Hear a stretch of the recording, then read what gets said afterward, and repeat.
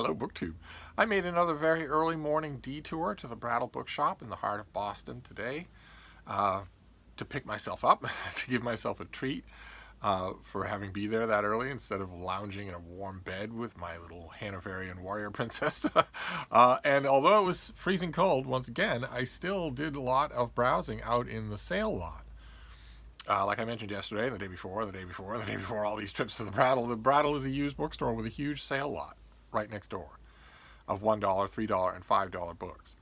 So I did a lot of browsing out there, and I also did a lot of browsing in the shop because thanks to the generosity of patrons like you, of fellow Donoghue-gonauts, I have a large amount of credit at the store.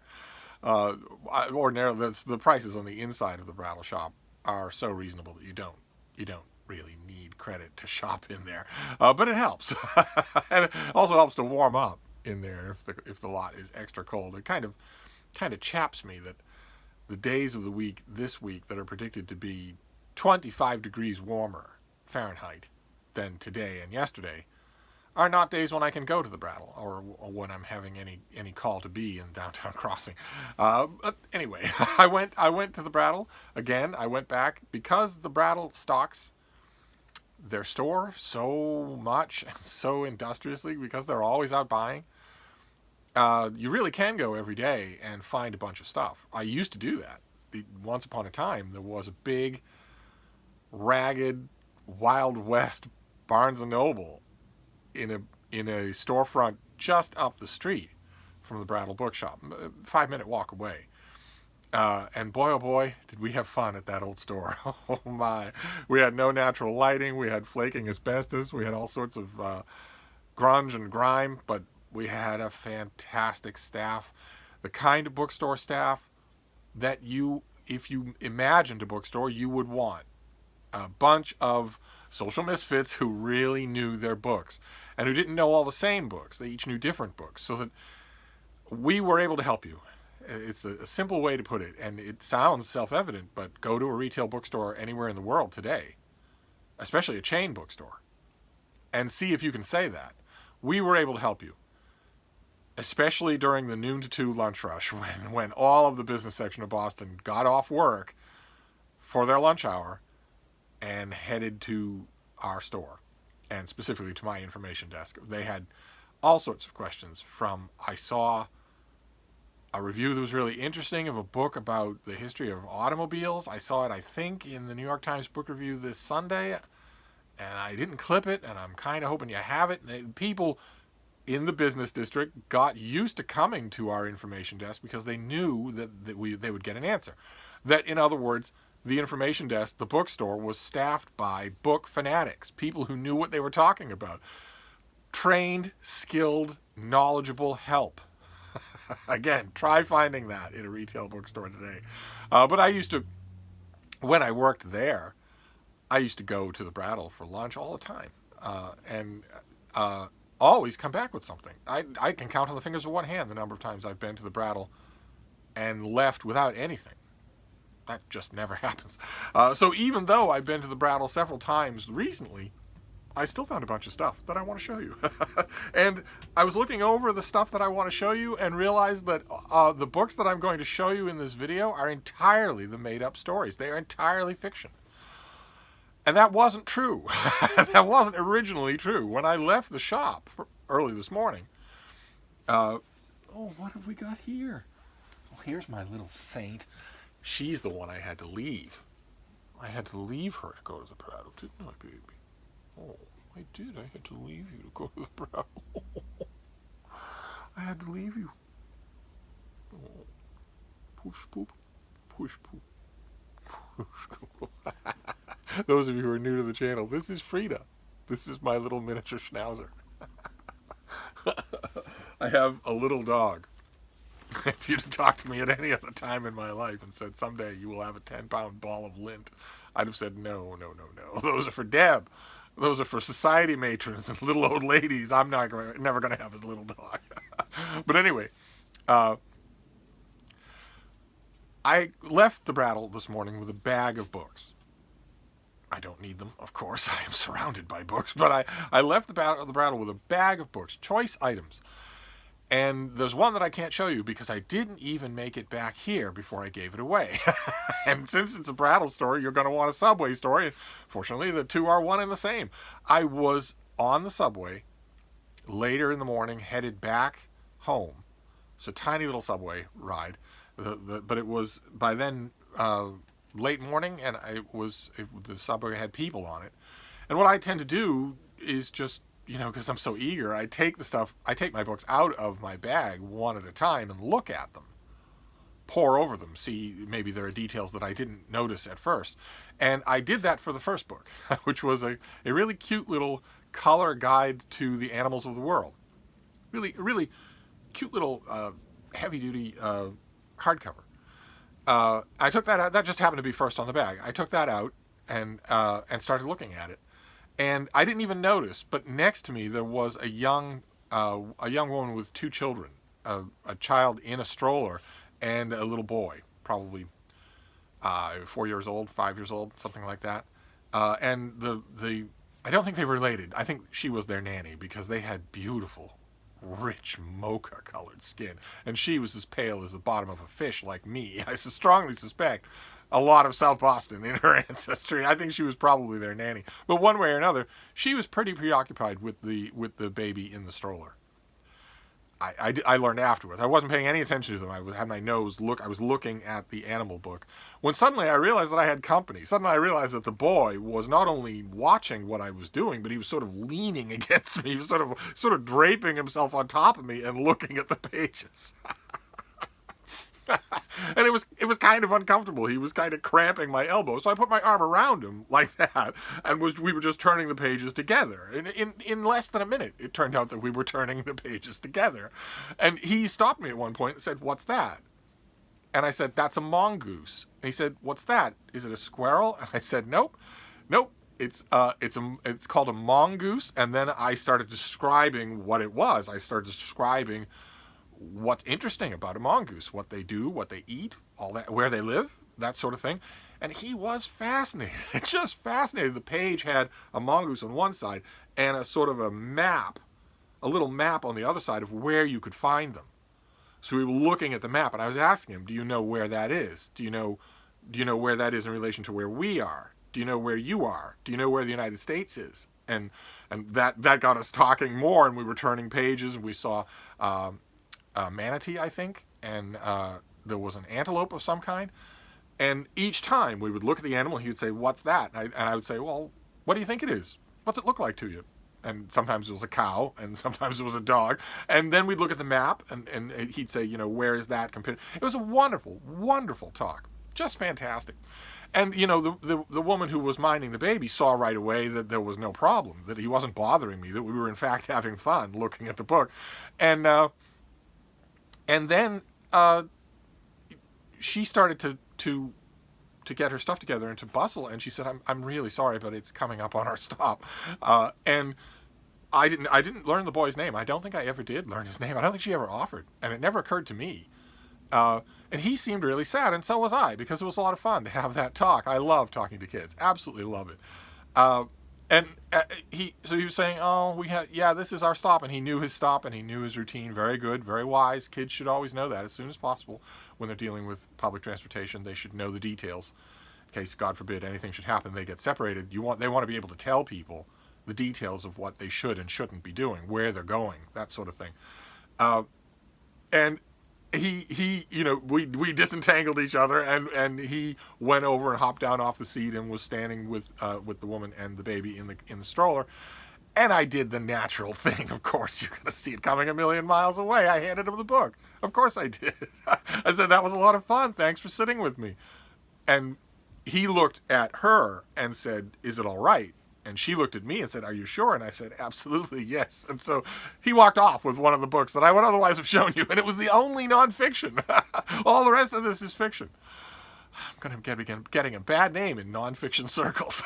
So there's one book that I didn't even make it back here to show you. But it's going to a better home. It's going to get a lot more intense love than I would have given it. So that's for the best. But the rest of these are all fiction. And we'll start with a mass market paperback. I have this in a hardcover. I have this in a trade paperback. I am waiting patiently for the day when I have this in a Penguin Classic. trade paperback, waiting patiently for the day. But in the meantime, I have always liked this old paperback mass market. I've always liked the cover illustration, even though it's kind of dorky. This is The Last of the Wine by Mary Renault. This is the first of her historical novels. The first time that she was an avid and enthusiastic student of ancient Greece, and had written novels for a long time, I think for 10 years before this came out, and had long thought about writing historical fiction. And then she tried it, and boy, oh boy. Her contemporary novels are okay. I think they're a little dated. I think they were dated a year after they came out. I think they're a little slangy and just a little bit shallow, even, I might say. Heresy of heresies to say it. Some of you may know one of her contemporary novels, The Charioteer. All the others are gone, long gone. But something happened when she hit historical fiction. Some alchemy snapped right into place, and suddenly every depth of genius that she had came out. And I think she felt it. I think she must have felt it. But one way or another, this is the first of her historical novels, and it's about a young boy in Athens in the generation after Pericles, Alexius, he's young, he's well born, he's beautiful, and he meets through the intercession of Socrates. He meets a slightly older man, Lysis. And this is one of the things that Mary Renault does so perfectly in these books is capture and then dramatize a social culture in which there was a sort of, well, you probably read about ancient Greece, right? About certainly the upper levels of society in ancient Greece. There was a kind of performative homosexuality. Beautiful young boys like Alexius were expected to have older male lovers, who would, in addition to, for the pleasure of squiring them and having this beautiful young boy on their arm, the older man would show the younger boy how to be a man, what things to do, how to address people, how to move around in the world, military service, financial matters, estate management, all kinds of things that the boy often wouldn't get from his father, and certainly wouldn't get in a social environment. There was a charged sexual element that made it important, that made the whole exchange important. It was a codification of a social relationship between an older man and a younger man that has existed in one form or another in almost every human society, where there is a kind of, the Greeks would never have been barbaric enough to make it this explicit, and they didn't make it this explicit, but there was a kind of trade-off of sexual validation for the older man and enormous amounts of social validation for the younger man. And that all makes it sound very bloodless, but actually this is a very passionate love story between these two men. The ups and downs of their relationships, especially when Greece is invaded, and their family upheavals. Masterfully done. I had read, I think, one, maybe two Mary Renault novels before this one. And when I saw this originally, I thought, oh, well, okay, there are a couple of really popular historical novels that have caught the zeitgeist and are selling busloads of books, and you are jumping on a bandwagon, and oh boy, no, this is, unless I've got that chronology wrong, but the main thing is I fell in love with her historical novels, starting with this one, and she moved on from there. She did 3 or 4 novels set in ancient Greece, one in the world of theater, that's just fantastic, one in the world of performative ballad singers, much like the kind of thing that Homer would have been, and of course a series of historical novels based around Alexander the Great. The first of chronologically, the first of one is the boyhood of Alexander the Great, called Fire from Heaven, that is terrific, just terrific. It and The Last of the Wine are 2 great gay novels, among other things. I don't think that Mary Renault would particularly liked having them classified that way, but that's exactly what they are, and masterfully done. No pandering, no silly simplifying of emotions into banners and cliches, like quite a bit of what passes for gay fiction today. No names, mind you, but you regardless of whether or not you like the romance in your historical fiction to be gay or otherwise, you're going to love this book. I thought it was fantastic, and I've always kind of got a kick out of this cover. I think this he's too old. This guy is in his early 40s, but I think he's supposed to be Lysis, and that's supposed to be young and starstruck Alexius. Look at the side eye the horse is giving. This cover was never used again, and the two other versions of this book that I have don't have it. But I have a feeling that if I reinforce this paperback, I can get a reread out of it, and I'm always up for a reread. I reread this book pretty much every year. I just think it's brilliant. So that was the first of the made-up stories that I found today. And the second one was a hardcover of a debut. This is a hardcover of Richard Mason's The Drowning People, with a very somber and foreboding front cover, and not quite as somber or as foreboding back cover. That is Richard Mason at the ripe old age of 21 when he wrote this. He wrote this book when he was 18. It reads like second tier, but not at all disreputable Henry James. It's as far as a literary fiction, so-called literary fiction debut goes, it's about as impressive as you can get. There's nothing in the way of tub thumping or aping, unless it's aping old masters like Henry James and Edith Wharton. It's the prose style, the prose atmosphere that is woven all around this. It's a story of a murder and some very, very disturbed people. It's actually a very disturbing book.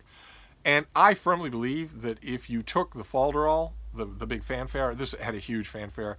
Richard Mason got a huge advance for this book. It sold like griddle cakes and was translated into every language shy of Klingon. And that, plus the author's youth and extreme good looks, caused that to be, those were the topics of conversation for this book. I actually felt a little bit rotten about that when it was happening, because I read it and thought, if you took all that stuff away, no one would guess the youth of the author who wrote this. No one would. And that has stayed true. This is an author who has consistently done extremely impressive work, and is still extremely good looking. He has aged and matured and ripened, as you would hope. He's not a boy anymore, but he's still he's a heck of a guy. He's smart, funny, sharp, altruistic, of course. He's spent his whole life building and contributing to charities of one kind or another. And he wrote a book. Well, what would it be? It would be 30 years after this thing came out. When did this thing come out? This came out in 1999, so not quite 30 years. In the early 2000s, 20 years, he wrote a book. I think it was in 2011. The Memories of the Diary of a Pleasure Seeker. Tremendously good, just tremendously good, just steaming all over with complexity and. I want to use the word luxury. I don't know that there's a good word in English for what I'm talking about, but there's a kind of refulgence in his prose and in the way that he views his writing, the world that he creates, that isn't quite like anybody else that I know of. It should be unbearable, but he does it with such literary skill and such conviction that it's not. And it starts here. You can easily see the precedence for it here. I saw this, and thanks to the generous credit, these are all free, so I haven't read this thing since 1999. I haven't read it since it first came out. Even when I was all about the Pleasure Seeker book, when I was all about that, I was reading it, I was talking to him about it. It was even when I was in the midst of that book and its sequel, I still wasn't wasn't going back and reading this thing. I don't think I even had a copy. Well, now I do, and I will gladly give it a reread. And then this next one is a famous book. It's probably one of the author's most famous books. This is an author who's never done it for me. that is bad. There are corners of Booktube that will not be happy with this. I have never been happy with this. We'll just chalk it up to Booktube Confessions 101. One author in the Western canon who has never done anything for me has been Charles Dickens. I know. I know. I like everybody else, I love A Christmas Carol. And I very much like A Tale of Two Cities, and I've had Dickens fans and fanatics, several of whom I've known, who could quote him chapter and verse, long chapters they could quote, have said, well, isn't that a little predictable that you like his historical novel? Why not? Why aren't you? That's been the essential question from bookish friends of mine over the decades has been, why? This author, he's everything to us, and you don't like him. You should. Why don't you? I've even had some people go so far as to say that my deep and abiding love of Anthony Trollope is actually not real, that it's me saying, here's the good version of Dickens. Now, I have been known to say that. I think that Trollope writes a lot, sometimes very similar novels, and I think does them much better. But maybe I am wrong about that. Maybe I am wrong about Charles Dickens. I always do this. About once every 4 or 5 years, I try to go at Dickens again. I just try. I try to go at him again to see is there something here. There must be something here. If it were just a fad, or if I'd never encountered a reputable person who liked this guy. I've known there are plenty of authors who have gigantic literary reputations. I've never met anyone who actually claims to like them, who actually seems to know what they're talking about. But there's a handful of authors for whom that is not true. A handful of authors where I know something is there, and where, therefore, I have a strong suspicion that the problem is me. Mishima would be another perfect example of somebody that people just go nuts about. I know that there must be something there, and I've never seen it. With him, at least, I can blame translation. But when it comes to Dickens, no. So I found this beautiful, what is this, Everyman's Library? Yes, I found this beautiful Everyman's Library. Back when they were doing these black and white spines, this beautiful Everyman's Library edition of David Copperfield. Now, David Copperfield, I have the Penguin Classic up there on the wall. But David Copperfield is, as close to essential Dickens as you can ask for. In other words, if whatever it is, whatever magic it is that Dickens casts over his readers, if it's not working on every page of David Copperfield, then it's not working anywhere. In other words, I shouldn't have to go hunting for it in this book. This is a famous book of his. So I'm going to give it a try. Who knows if maybe 2020 isn't the year when I finally get Dickens. If that turns out to be true, it's happened with other authors, where I labored and labored and labored and finally got them. If it turns out to be true, at least I have a whole shelf of Dickens in Penguin Classics. But sometimes I've noticed in my own self, sometimes it happens that if I go at it from a non-Penguin edition, sometimes that works to break the logjam. We shall see. We shall see. I have it anyway now, so I will read it, and I will read it and see what we have. Then these next two, I mentioned these just recently on this channel, and as usual, the Brattle will provide. It's a little saying that I have been using forever and ever, which is that if you are a broad, omnivorous, constant, active reader, as I am, you're constantly reading book reviews, you're constantly reading book notices, you're constantly in book conversations with other people, and you're constantly reading books that are constantly referencing other books. In other words, I put myself in the way of reading mentions and recommendations all the time. And that will cause sudden wants. That's one of the many, many reasons why you should have a big personal library. None of this minimalism crap. No Marie Kondo when it comes to your books. You should have a big personal library. One of the many reasons why you should is so that it can answer moments like that. So that it can answer not so much whims, but unforeseen urges. You want your personal library to be able to do that. They won't ever be able to do it completely. And of course, the perfect personal library that can answer any sudden, unexpected urge is your public library. But if you're in bed with a schnauzer on top of you, you might not want to go to the library suddenly.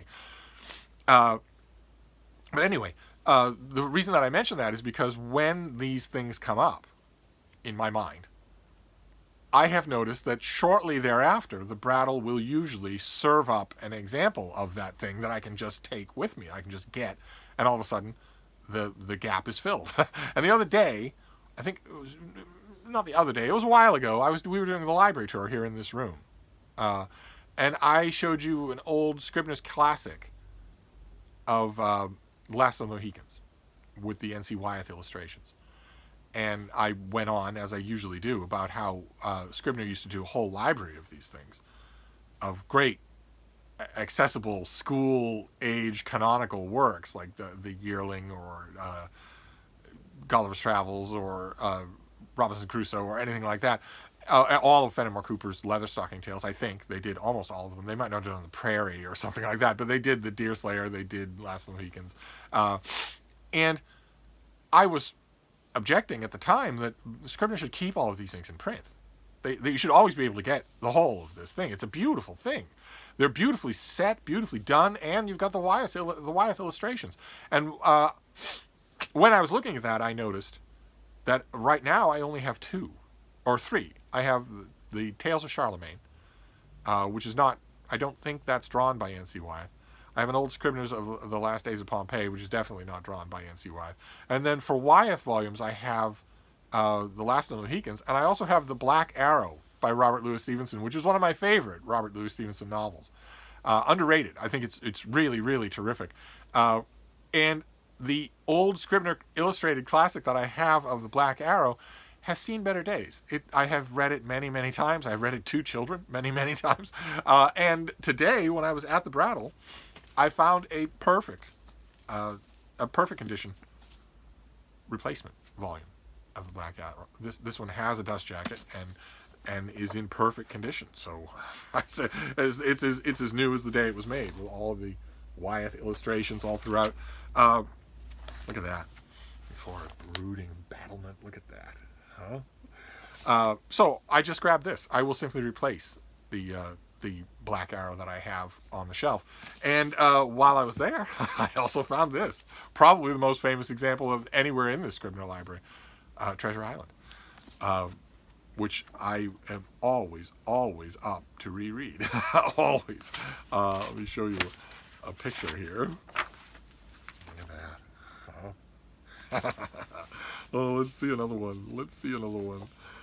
I have also read this thing to... I have read this thing many, many times to many, many children. But I've also read it to the child inside me. I am a huge Robert Louis Stevenson fan. Huge. So I got both of these. And the nice thing about them is that they're going in this room. It's the ultimate goal. I mean, when I've got credit at the Brattle, or I've got, a $10 bill burning a hole in my pocket because the outside carts are so cheap, I can do a lot of buying on pure speculation. I can find something at the Brattle and say, I've never read this, or I've never heard of this, and just get it and give it a try because I'm not out any real money. And that's fun, and I wouldn't trade that. But the ultimate goal for me of used book shopping is getting something that... Sorry, I'm feeling back here to see what the beam is doing. She's doing something. What are you doing? Huh? What are you doing? Are you getting in trouble on the bed?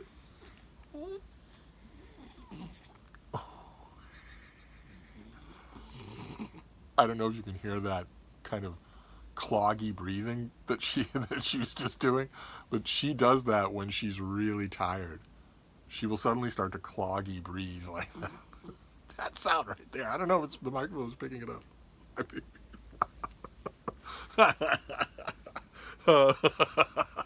That's when I know that she's going to be down for the count soon, for a stretch of time. Is that she'll start to.